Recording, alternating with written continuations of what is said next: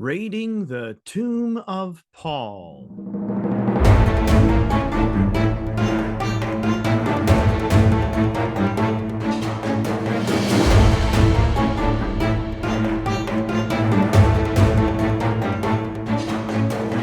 St. Paul, formerly known as Saul of Tarsus, was not one of the original 12 disciples, but became an apostle later on.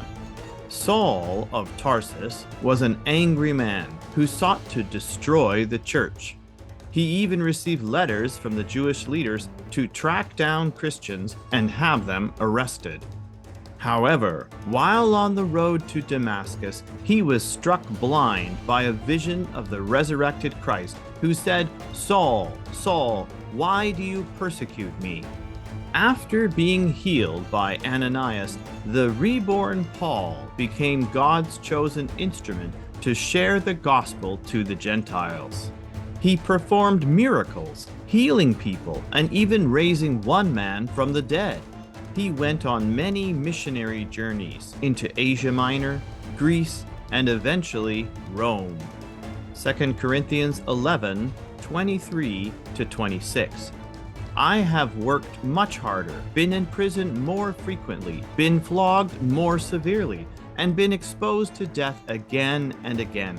5 times I received from the Jews the 40 lashes minus 1. 3 times I was shipwrecked. I spent a night and a day in the open sea. I have been constantly on the move.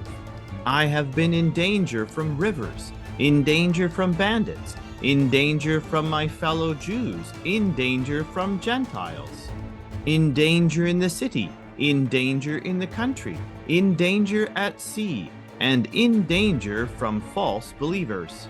So why endure such hardships?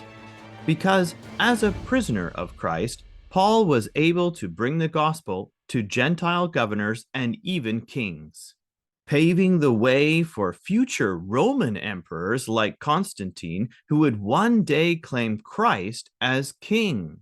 Paul wrote 13 books in the New Testament: Romans, 1st and 2nd Corinthians, Galatians, Ephesians, Philippians, Colossians, 1st and 2nd Thessalonians, 1st and 2nd Timothy, Titus, and Philemon. Numerous sources outside of the Bible refer to Paul as a historical figure, including Clement of Rome's epistle to the Corinthians, written before 70 AD, Ignatius of Antioch's epistles to the Romans and to the Ephesians, written in the early 2nd century, Polycarp's epistle to the Philippians, also written in the 2nd century, Eusebius's Historia Ecclesia, written 312 to 324 AD, during the reign of Constantine.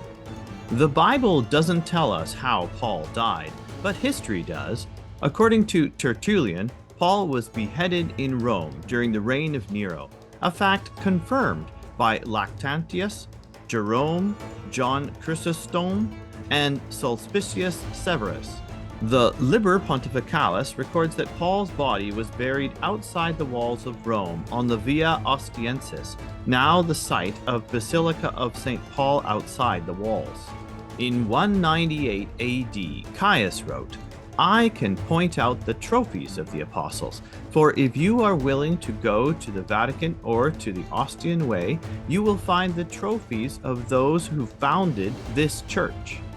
In the early 4th century, Emperor Constantine also built a church here, which would be enlarged upon by future emperors. In 2002, an 8-foot marble sarcophagus inscribed with the words Paulo Apostolo Mart was discovered at the site. Bone fragments were dated to the 1st century AD. However, the head of Paul is believed to reside with Peter's in Archbasilica St. John Lateran, the official seat of the Bishop of Rome. Paul's contribution to Christian theology was profound, and his impact upon the world truly immeasurable. But more importantly, he was a real person, handpicked by Jesus to share the gospel to the world. And so are you.